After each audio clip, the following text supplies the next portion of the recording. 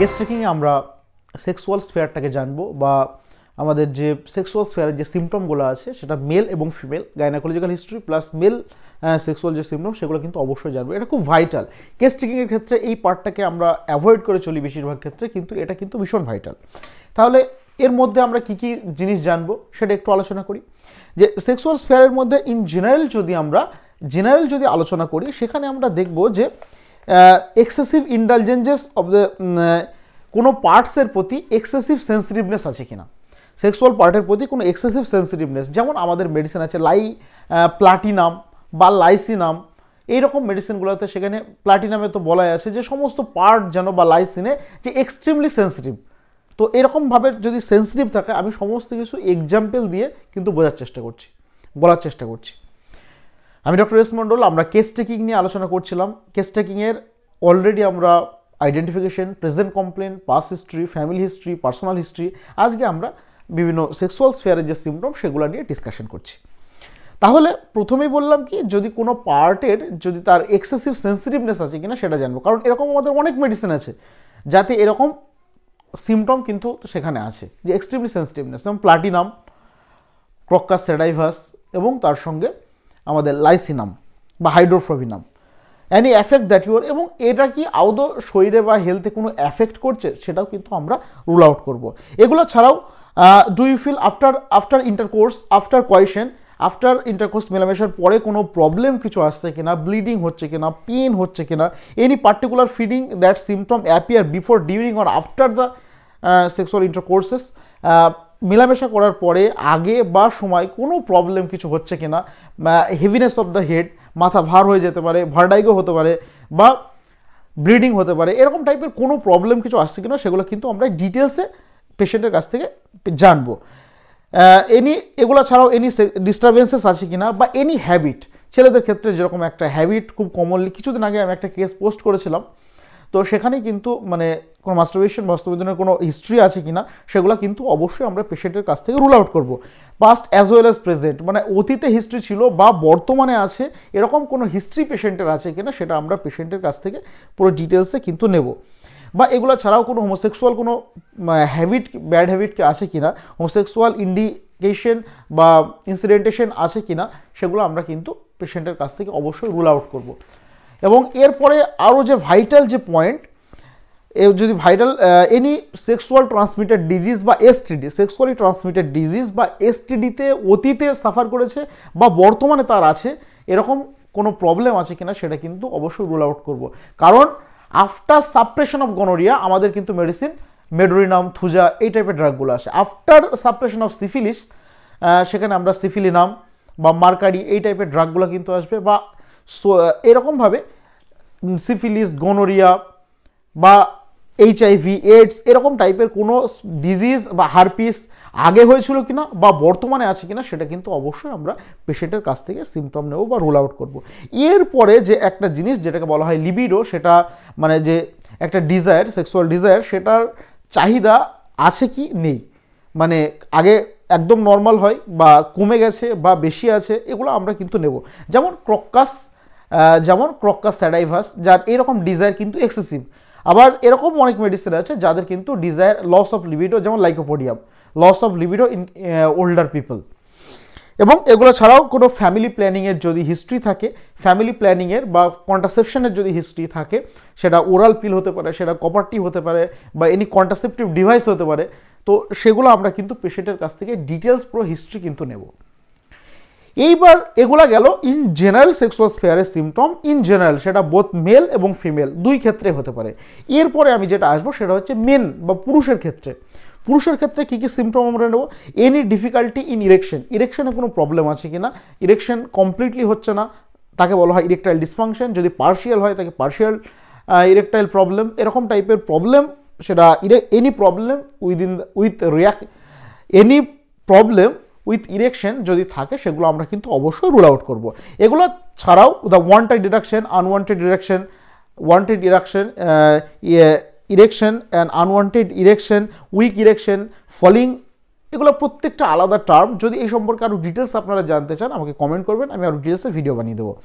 And the falling erection and describe or any other travel, কোনো premature ejaculation আছে কিনা, খুব তাড়াতাড়ি ফলিং হয়ে যাচ্ছে, প্রিম্যাচুর ইজাকুলেশন আছে কিনা, সেগুলো কিন্তু আমরা ডিটেলসে আমাদেরকে সিমটম নিতে হবে। কারণ আমাদের বিভিন্ন টাইপের মেডিসিন যেমন সেলেনিয়াম, অ্যাগনাস ক্যাস্ট্রাস, ক্যালাডিয়াম, স্ট্যাফিসাইডিয়া, এই টাইপের ড্রাগ বা লাইকোপোডিয়াম, সেই সমস্ত ড্রাগস কিন্তু আছে এই সমস্ত কন্ডিশনগুলোকে ঠিক করার জন্য।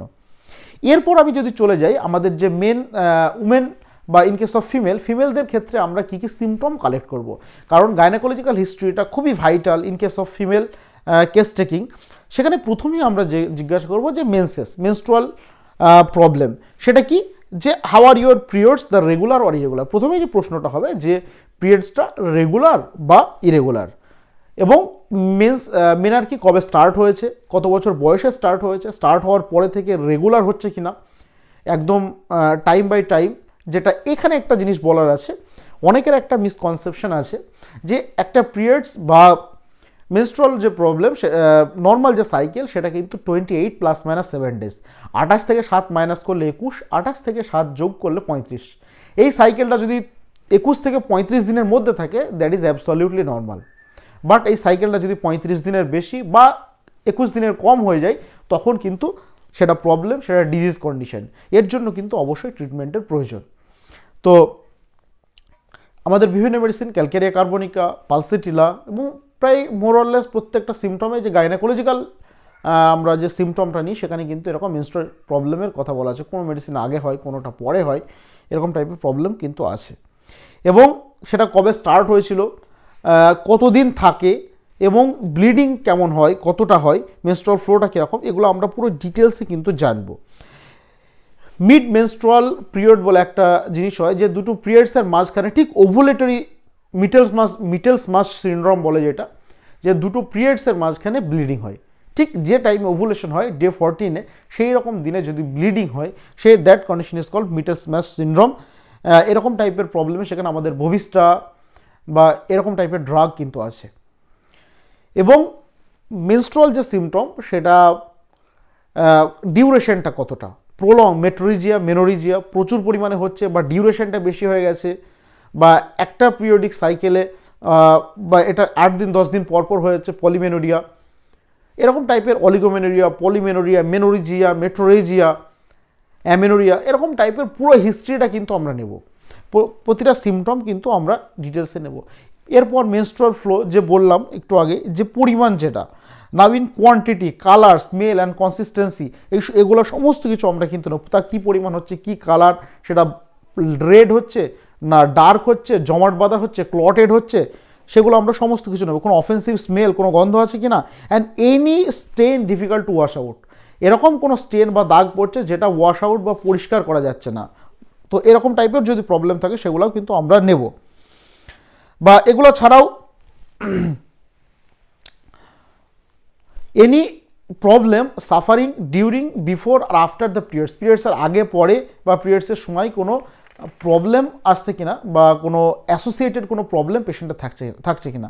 আমাদের মেডিসিন আছে যেমন সাইলেশিয়াতে লেখা আছে যে constipation before and after menses, পিরিয়ডসের আগে এবং পরে পেশেন্টের কনস্টিপেশন হচ্ছে। আবার ওই সিমটমটা উল্টো সিমটম এমন কার্ভ, তারপর আমাদের ভেরেট্রাম অ্যালবাম, সেখানেই কিন্তু লেখা আছে যে ডায়রিয়া বিফোর অ্যান্ড মেন্সেস, তাহলে diarrhoea before and menses, constipation before and menses, এরকমভাবে পিরিয়ডসের আগে পরে পেশেন্টের কোনো প্রবলেম আসছে কিনা সেটা কিন্তু রুল আউট করতে হবে। এবং এগুলো ছাড়াও to feel the internal parts coming down, এরকম যদি কোনো সেন্সেশন হয় বা এরকম যদি সেন্সেশন মনে হয় যে ইন্টারনাল পার্টস বা ভিতরের যে অর্গানগুলো সেটা ইউটেরাস, সার্ভিক্স বা ভ্যাজাইনা সেটা বাইরে বেরিয়ে আসছে, এরকম সেন্সেশন যদি থাকে, যেমন আমাদের টপ গ্রেডেড মেডিসিন সেটা কি, সেটা হচ্ছে সিপিয়া। এই সিপিয়াতে কিন্তু এই ইউটেরাইন প্রোলাপসের কিন্তু সিমটম আছে, লিলিয়াম ট্রিগ, সিপিয়া, এরকম টাইপের মেডিসিনে কিন্তু এই সিমটমটা আছে, সেটাকে আমরা রুল আউট করব। এগুলো ছাড়াও কোনো হোয়াইটিস ডিসচার্জ পেশেন্টের আছে কিনা, কোনো সাদাস্রাবের সমস্যা, লিউকোরিয়াল কোনো প্রবলেম কোনো আছে কিনা, সাদাস্রাবের সমস্যা আছে কিনা, এবং যদি থাকে তার নেচার কি, তার কনসিস্টেন্সি কি, তার কালার কি, তার স্মেল অফ ডিসচার্জ পরিমাণ কতটা, তার কোনো গন্ধ আছে কিনা এবং অফেন্সিভ কিনা, কনসিস্টেন্সি কি, এগুলো সমস্ত ডিটেলস কিন্তু পেশেন্টের কাছ থেকে আমাদের নিতে হবে। কারণ বিভিন্ন রকম ফিশি অর্ডার, যদি কোনো ফাঙ্গাল ইনফেকশন থাকে সেই ক্ষেত্রে কিন্তু ফিশি অর্ডার এরকম প্রবলেম থাকে, বা leucorrhoea like in white of milk egg, এগের যে সাদা অংশ হোয়াইট পার্ট অফ এগ, ঠিক সেরকম টাইপের দেখতে হয়। অবশ্যই আমাদের একটা মেডিসিন আছে এতে। তো এইরকমভাবে প্রতিটা সিমটম আমাদের যত সুন্দর করে আমরা রুল আউট করতে পারবো তত আমাদের মেডিসিন সিলেকশন যেরকম ইজি হয়ে যাবে, পেশেন্টকে আমরা ম্যানেজমেন্টও কিন্তু সেরকমভাবে করতে পারবো। বা এরপরে মেনস্ট্রুয়াল বা পিরিয়ডসের প্রবলেমের সঙ্গে কোনো মুড ডিসঅর্ডার, কোনো সাইকোলজিক্যাল কোনো প্রবলেম, যেমন অনেক কমপ্লেন যে during periods pain in the breast, এটা একটা সিমটম, বা pain in the throat, lac caninum নামে আছে, পেন ইন দ্য থ্রোট, বা ডিউরিং পিরিয়ডস ব্রেস্টে যদি পেন হয় conium maculatum is the drug, যদি থ্রোট পেন হয়, গলায় ব্যথা করে, তাহলে lac caninum is the medicine. তাহলে এই সমস্ত সিমটমগুলো যদি আমরা পেশেন্টকে জিজ্ঞাসা না করি, আমরা রাইট ডাউন না করি, আমরা না লিখি, তাহলে কিন্তু আমাদের এক্স্যাক্ট মেডিসিন কিন্তু আসবে না। এরপরে এই যে ডিসচার্জগুলো, সেটা মেনস্ট্রুয়াল ডিসচার্জ, সেটা হোয়াইটিস ডিসচার্জ বা লিউকোরিয়াল ডিসচার্জ, সেটার পরে শরীরে কোনো প্রবলেম আসছে কিনা, জেনারেল ফিলিংয়ে কোনো প্রবলেম আসছে কিনা, জেনারেল হেলথে কোনো এফেক্ট করছে কিনা, সেটা কিন্তু আমরা অবশ্যই রুল আউট করব। এগুলো ছাড়াও এনি ইচিং, এক্সকোরিশন, এনি ডিসচার্জ যেগুলো বললাম। আরেকটা খুব ইম্পর্টেন্ট সিমটম আছে যে any gas or any gases pass any gas from vagina, vagina দিয়ে অনেক সময় গ্যাস পাস হয়, দ্যাট কন্ডিশন ইজ কল ফাইসোমেট্রা। আমাদের যে ড্রাগ সেটা হচ্ছে লাইসিন এবং লাইকোপোডিয়াম, এই খুব সুন্দরভাবে এই সিমটমটা কিন্তু লেখা আছে। এগুলো ছাড়াও আরেকটা জিনিস আমরা গাইনোকোলজিক্যাল হিস্ট্রিতে আরেকবার জিজ্ঞাসা করবো, অলরেডি যেটা বলে সেটা হচ্ছে অ্যাবর্শন, মিসক্যারেজ বা স্টিল বার্থ, বাচ্চা নষ্ট হয়েছে কিনা, সেগুলো কিন্তু আমরা জিজ্ঞাসা করব, কারণ এটা খুবই ভাইটাল একটা পয়েন্ট। এবং কতবার প্রেগনেন্ট হয়েছে, কটা নষ্ট হয়েছে, কটা বেঁচে আছে, পুরো ডিটেলস সিমটম কিন্তু আমরা পেশেন্টের কাছ থেকে নেব। এবং আরেকটা জিনিস সেটা হচ্ছে এনি ট্রাভেল উইথ ব্রেস্টে বা স্তনে কোনো সমস্যা আছে কিনা, কোনো টিউমার আছে কিনা, সোয়েলিং আছে কিনা, কোনো ডিসচার্জ হচ্ছে কিনা, এরকম টাইপের সমস্ত সিমটম কিন্তু আমরা কালেক্ট করব। আমি কিছুদিন আগেই এই ব্রেস্ট রিলেটেড যে বিনাইন গ্রোথ সেগুলো সম্পর্কে ডিটেলসে ডেডিকেটেড ভিডিও কিন্তু দিয়েছি। ফাইব্রোসিস্টিক ব্রেস্ট ডিজিজের ক্ষেত্রে যেমন হিপারসালফ, মার্কসল, এই টাইপের ড্রাগগুলো যেরকম খুব কমনলি ইন্ডিকেট হয়, ঠিক সেরকমভাবেই ফাইব্রোঅ্যাডিনোমার ক্ষেত্রে কোনিয়াম ম্যাকুলেটাম, ফাইটোল্যাক্কা, এই টাইপের ড্রাগসগুলো কিন্তু মোস্ট কমনলি কিন্তু আসে। তো এরকম ব্রেস্টের কোনো কমপ্লেন আছে কিনা, কোনো ম্যাস্টাইটিস, ম্যাস্টালজিয়া, কোনো ইনফ্লামেটরি কন্ডিশন ব্রেস্টে আছে কিনা, কোনো ডিসচার্জ হচ্ছে কিনা, সেখান থেকে কোনো রস বা কোনো পুজ, কোনো ব্লাড আসছে কিনা। এবং তারপরে আরেকটা জিনিস যেটা জিজ্ঞাসা করতে হবে সেটা হচ্ছে ব্রেস্টে কোনো টিউমার, সোয়েলিং আছে কিনা, সোয়েলিং যদি থাকে বা টিউমার থাকে সেটা মুভেবল কিনা বা সফট কিনা, হার্ড কিনা, বা ফিক্সড বা মুভেবল কিনা, সফট, হার্ড বা ফার্ম কিনা, সেটা কিন্তু আমাদেরকে রুল আউট করতে হবে। তো এই ছিল আমাদের যে সেক্সুয়াল স্ফিয়ার, মেল এবং ফিমেলের আলাদা আলাদা করে আমি ডিসকাশন করলাম। যদি আপনাদের এই সম্পর্কে কোনো ডাউট থাকে আপনারা কমেন্ট করুন, আমি আরও বিস্তারিত আলোচনা করব। তো কেস টেকিংয়ের আজকে এ পার্টটা আমি এখানেই শেষ করছি। আগামী পার্টে জেনারেলিটিসে আমরা চলে যাব, ফিজিক্যাল জেনারেল, মেন্টাল জেনারেল, এগুলো নিয়ে ডিটেলস আলোচনা করব। Thank you.